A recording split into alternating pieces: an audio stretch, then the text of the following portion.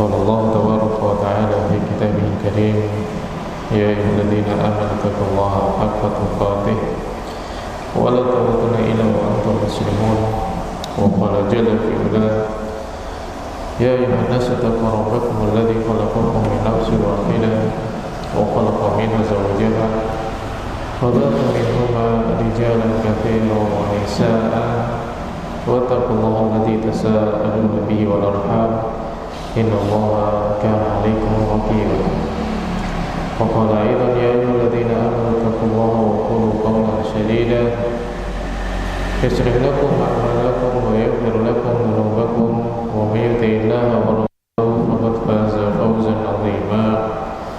Amma ba'd. Hadis yang selanjutnya hadis dari Anas radhiyallahu ta'ala anhu, yang mana beliau berkata dari Nabi sallallahu alaihi wasallam, salasatun man kunna fihi wajada bihinna halawatal Islam. Faman kana Allah wa rasuluhu ahabba ilaihi man kana Allah wa rasuluhu ahabba ilaihi mimma siwahuma. Wa man ahabba al-mar'a la yuhibbuhu illa lillah. Wa man kariha an yarji'a ila al-kufri kama yakrahu an yulqa fin nari. Kata Nabi SAW, ada tiga hal yang barang siapa menjumpai tiga hal tersebut ada pada dirinya, maka dia akan bisa merasakan halawat al-Islam, manisnya Islam. Tiga hal tersebut adalah maka Allah wa rasuluhu ahabba ilaihi mimma siwahuma, adalah orang yang Allah dan Rasulnya lebih dia cintai dari selain keduanya. Wa man ahabbal mar'a la yuhibbuhu illa lillah, dan dia mencintai seseorang, cinta tersebut hanya karena Allah Subhanahu wa taala. Kemudian wa man kariha ayyurji'a ilal kufri kama yakrahu ayyulqa finnar, orang yang membenci untuk kembali kepada kekufuran sebagaimana dia membenci dimasukkan ke dalam neraka. Hadis ini senada dengan hadis-hadis yang sebelumnya yang kita baca, hanya dalam redaksinya disebutkan wajada halawat al-Islam, dijumpai manisnya Islam. Dan ini menunjukkan bahwasanya Islam dan iman itu kalau masing-masing disebut sendiri maka maknanya mencukupi satu sama lain. Jika disebutkan iman berarti maknanya Islam, jika disebut Islam berarti maknanya iman. Atau dalam bahasa kita, orang apabila memiliki tiga hal ini di dalam dirinya, maka dia akan bisa merasakan nikmatnya beragama, nikmatnya beribadah, nikmatnya menjadi hamba Allah Subhanahu wa taala. Jadi orang kalau menjadikan Allah Subhanahu wa taala dan Rasulnya lebih dia cintai dari segalanya, cinta dia kepada Allah Subhanahu wa taala dan Rasulnya mengalahkan cinta dia kepada selainnya, dia berusaha mencari ridha Allah Subhanahu wa taala, berusaha mencari petunjuk qudwah sunnah dari Rasulullah SAW. Ini makna cinta kepada Allah dan cinta kepada Rasulnya melebihi segalanya, maka dia akan merasakan nikmatnya ibadah. Salat misalkan, kalau dia membangun salatnya karena cinta kepada Allah Subhanahu wa taala, karena mencintai Rasulullah SAW, maka dia akan menikmati salatnya. Dia akan mengerjakan dengan sebaik-baiknya. Ketika dia berpuasa, puasa dia didasari cinta kepada Allah Subhanahu wa taala dan cinta kepada Rasulnya, maka dia akan menikmati puasa tersebut. Puasa karena Allah adalah merupakan puasa yang merupakan bentuk syukur dia atas karunia dan kenikmatan Allah Subhanahu wa taala. Ibadah yang didasari cinta kepada Allah Subhanahu wa taala adalah ibadah yang merupakan bentuk syukur dia atas karunia yang Allah Subhanahu wa taala berikan kepadanya. Kemudian ibadah yang didasari cinta dengan Rasulullah SAW, dia akan berusaha maksimal di dalam mencontoh Rasulullah SAW di dalam ibadahnya. Ibadah didasari cinta dengan Rasulullah SAW ini akan membuat dia mengikuti petunjuk-petunjuknya. Salat seperti salatnya Nabi SAW, puasa seperti puasanya Nabi SAW, beramal yang lainnya pun juga sesuai dengan apa yang diajarkan oleh Nabi SAW. Maka orang kalau beragama didasari dengan cinta kepada Allah, cinta kepada Rasulnya, bukan cinta kepada selainnya, bukan salat karena cinta dunia, bukan puasa karena cinta dunia, bukan melakukan suatu amalan karena cinta dunia. Apa maksudnya? Tujuan dia melakukan kebaikan-kebaikan itu adalah untuk mencari dunia. Maka kalau orang cinta kepada Allah dan cinta kepada Rasulnya menjadi alasan dia melakukan suatu amalan, dia akan merasakan nikmatnya beragama. Kemudian di dalam hadis ini juga disebutkan mangkariha an yarji'a ulul kufri kama yakrahu an yulqa finnar. Orang yang benci untuk kembali kepada kekufuran, dia enggak senang, dia enggak bahagia jika harus kembali melakukan hal-hal yang buruk yang dulu pernah dia lakukan. Dia enggak suka kalau misalkan harus kembali kepada sesuatu yang dulu dia pernah lakukan dari hal-hal yang dibenci oleh Allah Subhanahu wa taala. Sebagaimana dia benci kalau harus dimasukkan ke dalam api neraka.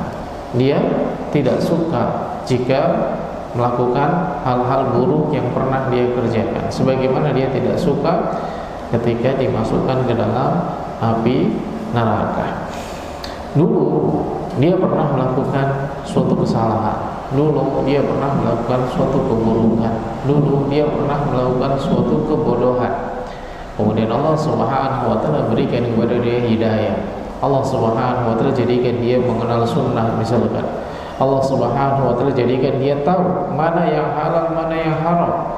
Allah Subhanahu wa taala jadikan dia tahu bahwasanya segala sesuatu yang dilakukan oleh seorang hamba harus sesuai dengan apa yang Allah Subhanahu wa taala tetapkan dan putuskan. Dia harus mengamalkan syariat Allah Subhanahu wa taala yang diajarkan oleh Rasul. Dia tahu. Dulunya dia enggak tahu. Dia dulunya misalkan melakukan kemaksiatan, mabuk misalkan, minum khamr, kemudian melakukan sesuatu yang diharamkan, mencuri dan lain sebagainya. Kemudian setelah dia tahu itu semua dilarang, dia tidak melakukannya, maka dia membenci kembali kepada hal-hal yang buruk tadi. Benci kembali melakukan hal-hal yang dibenci oleh Allah Subhanahu wa taala setelah Allah Subhanahu wa taala memberinya petunjuk. Nah, orang yang bisa merasakan hal tersebut, dia akan bisa merasakan manisnya beragama. Seorang gak akan pernah bisa merasakan manisnya iman kalau dia masih mencintai keburukan-keburukan yang dulu pernah dia lakukan setelah Allah Subhanahu wa taala kembalikan atau Allah Subhanahu wa taala berikan petunjuk kepada dia. Jadi berubah atau hijrah itu bukan hanya perubahan pakaian saja, tapi perubahan perilaku, perubahan sikap, perubahan hati, kembali kepada jalan yang Allah Subhanahu wa taala cintai. Kalau Allah Subhanahu wa taala sudah memberikan kepada dia hidayah, kalau Allah Subhanahu wa taala sudah memberikan kepada dia ilmu, dia tahu ini boleh, ini tidak boleh, dia tahu ini halal, ini haram, dia tahu ini adalah petunjuk. Kemudian dia lebih suka untuk melakukan hal yang buruk yang dulu pernah dia lakukan sebelum mendapatkan hidayah, maka sampai kapanpun dia tidak akan pernah bisa merasakan manisnya Islam, manisnya iman. Yang dia rasa adalah hijrah menjadi beban, yang dia rasa syariat Allah Subhanahu wa taala itu menjadi kekangan. Kenapa sih nggak boleh begini? Kenapa sih nggak boleh begitu? Kenapa sih harus seperti ini, kenapa sih harus seperti itu? Jadi agama itu akan menjadi beban bagi dia.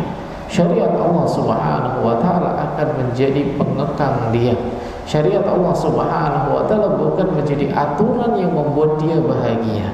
Kenapa? Karena rasa yang dia miliki itu adalah rasa yang menyimpang. Kenapa dikatakan sebagai rasa yang menyimpang? Allah Subhanahu wa taala sudah selamatkan dia dari keburukan. tapi justru dia lebih mencintai keburukan daripada keselamatan tadi. Allah Subhanahu wa Ta'ala sudah berikan dia ilmu, mengetahui ini adalah hal yang baik, ini adalah hal yang buruk, namun tetap dia menyukai hal yang buruk. Dulu mungkin saat dia belum memiliki ilmu, dia melakukan banyak hal yang dilarang oleh Allah Subhanahu wa Ta'ala, dan itu bisa diterima karena ketidaktahuannya. Kemudian setelah itu Allah berikan dia hidayah, Allah berikan dia ilmu, dia tahu itu adalah sesuatu yang dilarang. Kemudian dia kembali melakukannya, maka hal ini tidak bisa diterima. Kenapa? Karena dia melakukan keburukan bukan karena ketidaktahuan, tapi dia melakukan keburukan setelah tahu itu buruk. Berarti dia melakukan keburukan karena kecintaan dia pada keburukan tadi. Jadi orang kalau melakukan sesuatu yang dilarang oleh syariat setelah dia mengetahuinya, berarti dia tidak melakukan keburukan karena kejahilan, tapi dia melakukan keburukan karena dia mencintai keburukan tersebut. Dan orang yang mencintai keburukan itu tidak akan pernah merasakan manisnya iman. Di dalam Al-Quran Allah Subhanahu wa Ta'ala telah menyebutkan hal tersebut. Allah Subhanahu wa Ta'ala menyebutkan tentang orang-orang yang bertaubat. Innamat taubatu, sesungguhnya taubat itu lilladzina ya'maluna su'a bijahalatin summa yatubuna min qarib. Orang yang dulu pernah melakukan keburukan dikarenakan kejahilan dia melakukan keburukan karena dulu dia tidak tahu itu adalah merupakan keburukan. Summa yatubuna min qarib, setelah itu dia langsung bertaubat kepada Allah Subhanahu wa Ta'ala. Dan taubat itu di dalam ayat yang selanjutnya tidak dikatakan sebagai taubat orang-orang yang melakukan suatu keburukan setelah dia mengetahui itu adalah keburukan. Dia tahu jelas ini sesuatu yang diharamkan, dia tahu jelas ini sesuatu yang dilarang oleh syariat, tapi dia ngeyel tetap pengen melakukannya dengan alasan mubadir, dengan alasan sudah terlanjur melakukan atau sudah terlanjur mempersiapkan keburukan. Itu kalaupun sudah dipersiapkan, maka jangan dilanjutkan. Ambil contoh sederhana, dia sudah pasang alarm, sudah persiapkan peralatan untuk apa? Mencuri misalnya. Jadi malam hari dia sudah pasang alarm jam 1 malam. Kemudian dia sudah persiapkan kain hitam, sudah persiapkan dia untuk penutup. Dia sudah bawa palu, sudah bawa kunci, obeng dan yang lainnya. Dia sudah persiapkan semua untuk apa? Mencuri. Kapan dia mencuri? Besok hari Rabu. Sudah dipersiapkan harinya. Hari Rabu tempat si fulan ini orangnya nggak ada. Jadi dia sudah mempersiapkan segala sesuatunya. Dengan apa? Dengan matang lah, direncanakan jauh-jauh hari. Nanti hari Rabu jam 1 malam saya akan mencuri. Mencuri haram, tapi dia sudah mempersiapkannya. Lalu ketika hari Senin dia mendapatkan hidayah dari Allah Subhanahu wa Ta'ala, mendapatkan ilmu bahwa saya mencuri itu sesuatu yang diharamkan. Allah Subhanahu wa Ta'ala telah menjadikan sebab mendapatkan rizki yang berbarokah itu dari hal-hal yang dihalalkan, bukan sesuatu yang diharamkan. Oke, dia mulai berubah. Hari Selasa dia mulai apa? Meninggalkan hal-hal yang Allah Subhanahu wa Ta'ala haramkan. Yang sebelumnya dia seorang pencuri, dia seorang pemabuk, pokoknya banyak hal keburukan yang dia lakukan. Hari Senin dia mendapatkan hidayah. Kemudian hari Selasa dia mulai berbenah, meninggalkan apa? Hal-hal yang diharamkan. Kemudian ketika tiba hari Rabu, dia sudah mempersiapkan semuanya, sudah pasang alarm dan lain sebagainya, reminder. Lalu dia merasa mubadir kalau tidak mencuri. Kenapa? Semuanya sudah dipersiapkan, sudah beli semua. Akhirnya apa? Pada hari Rabu dia pergi mencuri. maka dia melakukan keburukan bukan karena kejahilan, tapi karena kecintaan dia kepada keburukan. Dan ini tidak diampuni oleh Allah Subhanahu wa taala dosanya. Kenapa tidak diampuni? Karena dia melakukan keburukan dengan ilmu. Melakukan keburukan dengan ilmu, dan ini adalah merupakan dosa besar. Kenapa dikatakan tidak diampuni oleh Allah Subhanahu wa taala? Para ulama menyebutkan begini. Dosa itu ada dua, dosa besar dan dosa kecil. Dosa itu ada dua, dosa besar dan dosa kecil. Dosa kecil ini akan terhapus dengan amalan-amalan kebaikan yang dilakukan oleh seorang. Salat 5 waktu yang dilakukan akan menghapus dosa, puasa yang dia lakukan menghapus dosa, salat Jumat dengan Jumat berikutnya ini menghapus dosa. Dosa apa yang dihapus? Dosa-dosa kecil. Dosa-dosa kecil. Sebagaimana disebutkan dalam hadis Nabi sallallahu alaihi wasallam, "Shalawatul khamsu wal jum'atu ilal jum'ati wa ramadhanu ila ramadhan mukaffiratun lima bainahunna ijtanabatil kabira." Salat 5 waktu, salat Jumat dengan Jumat berikutnya, puasa Ramadan dengan Ramadan berikutnya akan menjadi penghapus dari keduanya, dosa keduanya. Kalau dia meninggalkan dosa-dosa besar. Dan para ulama menyebutkan dosa yang dihapus di sini adalah dosa-dosa kecil. Bagaimana dengan dosa besar? Dosa besar itu dihapus dengan taubat. Dan taubat itu bukan hanya ada di dalam lisan. Taubat itu juga di dalam hati. Taubat itu juga ada di dalam perbuatan. Kalau seseorang misalkan minum khamar, minum minuman keras misalkan, sambil dia minum dia mengatakan saya bertaubat, tapi dia tetap minum. Ada 1 botol, kemudian dituangkan di gelas, dia teguk 1 gelas, kemudian setelah itu dia mengucapkan astagfirullah, tapi minum lagi, mengucapkan lagi astagfirullah. Apakah itu dikatakan sebagai taubat? Tidak. Taubat itu berhenti, meninggalkan apa yang Allah Subhanahu wa taala larang. Dan tidak dikatakan bertaubat ketika seseorang masih menikmati dosa-dosa, masih menikmati sesuatu yang Allah Subhanahu wa taala haramkan tadi. Apapun alasannya. Jadi enggak ada alasan mubadzir sudah mempersiapkan, enggak ada alasan sayang sudah bayar kalau tidak dihabiskan. Datang ke warung misalkan, awalnya dia nggak tahu ternyata warung tersebut menjual daging babi, misalkan sate daging babi. Dia sudah, yang dia tahu ini warungnya rame, wah di warung ini masakannya nikmat misalkan, sampai antriannya itu berhari-hari. Dia nggak tahu sebelumnya kalau itu adalah daging babi. Dia pesan, bayar antrian di sana. Sampai hari H ketika dia masuk warung tadi baru tahu ternyata olahan yang dimasak di situ adalah daging babi. Dia sudah bayar mahal. Apakah dia lanjutkan tetap makan di situ dengan alasan saya sudah bayar? Sayang kalau apa? Tidak dimakan. Sudah reservasi dalam waktu yang jauh, sudah dicicil bahkan bayarnya. Tapi ketika apa? Ketika sampai pada tempat tersebut dia tahu itu dilarang. Tapi apakah dia tetap melanjutkan makan daging babi dikarenakan alasan saya sudah terlanjur bayar, saya sudah terlanjur apa? Mengeluarkan uang. Ya udah, nikmati saja. Apakah seperti itu adalah melakukan keburukan atau dosa karena ketidaktahuan? Enggak. Dia melakukan keburukan karena memang dia cinta kepada keburukan tadi. Dan orang yang seperti ini sekali lagi apa? Tidak merasakan manisnya beragama. Silahkan dikiaskan ke dalam hal-hal yang lain, semua hal yang lain. Jadi di dalam hadis ini Nabi SAW mengatakan, "Waman kariha an yarji'a ilal kufri kama yakrahu an yulqa finnar." Dia membenci untuk kembali kepada keburukan, kembali ke kufuran,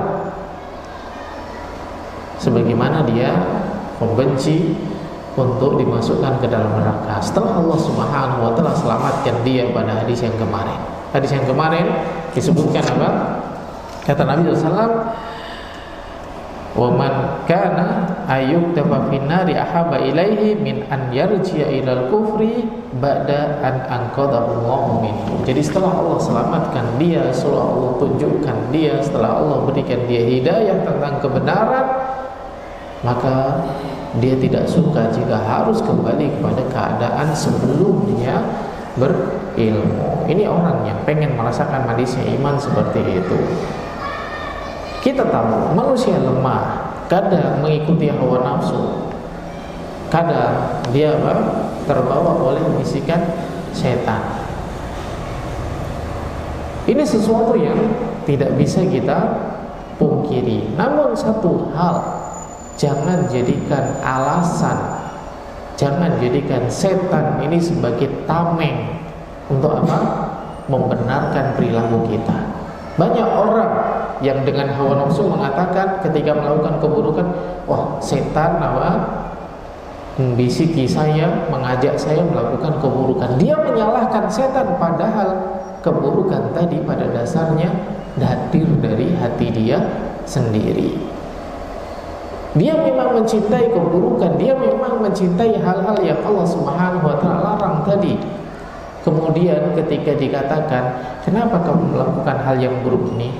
Ya manusia lemah, setan kan membisikkan untuk melakukan keburukan. Dia berlindung di balik kata-kata setan yang membisiki keburukan sehingga dia melakukan keburukan. Padahal kenyataannya bukan setan yang membisiki dia melakukan keburukan, tapi hati dia memang cenderung untuk melakukan keburukan. Ini banyak orang yang melakukan hal-hal seperti ini. Sudah tahu ini dilarang, sudah tahu ini diharamkan, sudah tahu ini sesuatu yang dibenci oleh Allah Subhanahu wa ta'ala, tapi dia tetap melakukannya dengan alasan apa? Mubadir, sudah mempersiapkan semuanya. Dengan alasan apa? Hati kan lemah, setan membisikkan untuk melakukan keburukan tersebut. Maka semua ini nanti akan diminta pertanggungjawaban oleh Allah Subhanahu wa ta'ala. Hati-hati yang bersih dia akan faham apa yang dimaksudkan oleh Nabi SAW. Hati-hati yang bersih dia akan tahu apa yang Allah Subhanahu wa ta'ala inginkan dari kebaikan. Kebahagiaan itu gak akan pernah didapatkan ketika seseorang itu melewati batasan-batasan yang Allah Subhanahu wa ta'ala telah tetapkan. Meskipun lisan dia mengatakan saya bahagia, meskipun sikap dan perilaku dia menampakkan seakan-akan dia merasa senang, tapi Allah Subhanahu wa ta'ala Maha mengetahui apa yang ada di dalam hati hambanya. Dia tahu bahwa kesenangan tadi itu adalah kesenangan yang hampa. Ambil contoh sederhana. Seorang misalkan mencuri untuk mendapatkan uang. Untuk apa dia mencuri mendapatkan uang? Karena pengen membeli sesuatu yang amat sangat dia inginkan. Kemudian setelah dia berhasil membeli, lalu apa yang dia dapatkan? Bangga karena hasil mencuri. Dia punya sesuatu. Ambil contoh, seseorang pengen punya sepeda motor misalkan. Pengen punya sepeda motor. Seorang pengen punya sepeda motor. Motornya apa? Motornya Vario yang terbaru misal. Dia pengen banget punya sepeda motor Vario, atau pengen banget punya sepeda motor X-Max misalkan. Pengen banget punya motor yang seperti itu. Lalu apa? Malam-malam dia mencuri. Akhirnya dia dapat duit kan gitu. Pagi harinya dia ke dealer beli motor. Senang kan kebeli motor yang senang. Lalu apa yang dia dapat setelahnya? Apakah dia bangga memiliki kendaraan yang diimpikan tadi dengan cara apa? Dia melakukan sesuatu yang diharamkan. Apakah itu yang dia rasakan? Merasa bangga, merasa bahagia? Tidak. Hati dia tidak akan pernah merasakan kebahagiaan yang sesungguhnya. Jadi ketika dia mencari kebahagiaan dengan sesuatu yang dilarang oleh Allah Subhanahu wa ta'ala, dia tidak akan pernah merasakan kebahagiaan hakiki. Apakah dia bangga mendapatkan kenikmatan dengan cara yang diharamkan oleh Allah? Tidak pernah. Ambil contoh lagi. ada seorang santri, kita sebutnya seorang santri. Seorang santri itu ketika di pesantren dia punya aturan. Di pesantren itu ada aturan. Aturannya apa? Nggak boleh keluar pesantren tanpa izin. Santri, kita anggap santri aja. Nggak boleh keluar pesantren tanpa izin.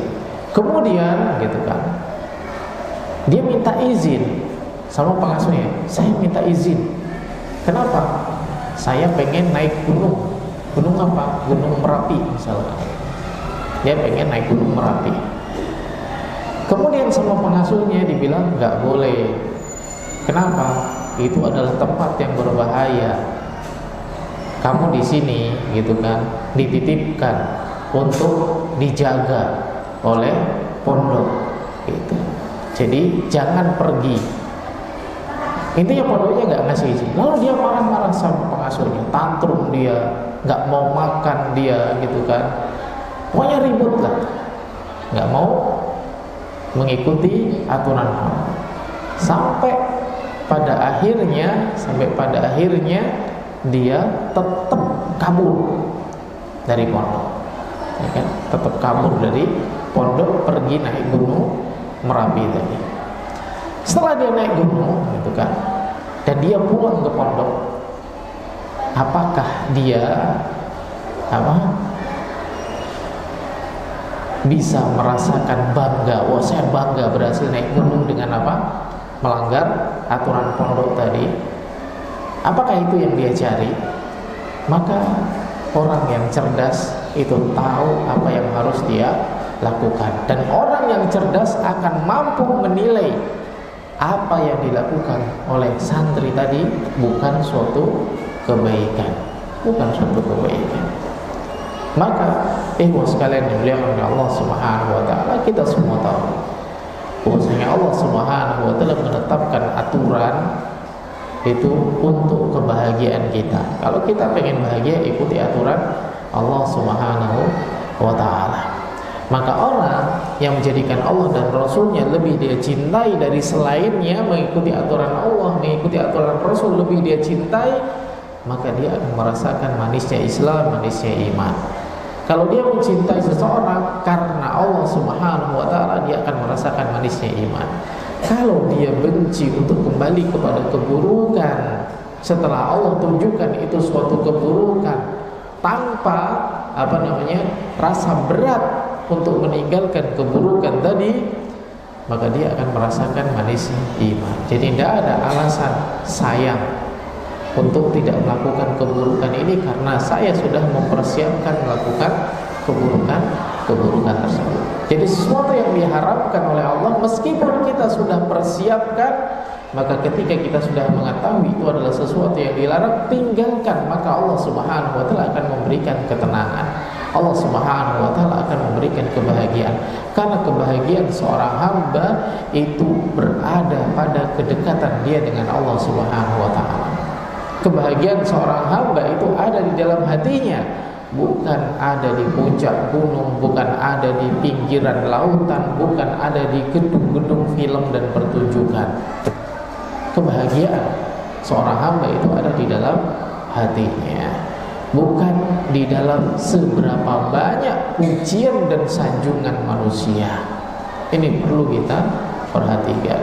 Seorang itu akan bahagia ketika mendapatkan pujian dari Allah dan Rasulnya, karena itu adalah tujuan utama di dalam hidupnya. Itulah kebahagiaan yang sesungguhnya. Itulah kenikmatan hidup yang sebenarnya. Adapun pujian manusia, sebagaimana dijelaskan oleh para ulama, bahwasanya pujian manusia itu banyak yang mencelakakan. Kenapa? Karena manusia itu memiliki kecenderungan memuji pada tempat yang salah. Memiliki kecenderungan memuji pada tempat yang salah. Wallahu ta'ala alam. Ini hadis yang bisa kita baca pada pertemuan pagi hari ini. Hadis yang diriwayatkan oleh Imam Nasai dari sahabat Anas, bahwa Nabi SAW mengatakan salah satu ada tiga. man kunna fihi wajada bihinna halawatal Islam. Yang apabila 3 hal ini ada pada diri seorang, dia akan bisa merasakan manisnya Islam, manisnya beragama, manisnya menjadi seorang hamba, manisnya menjadi seseorang yang beribadah kepada Allah Subhanahu wa taala.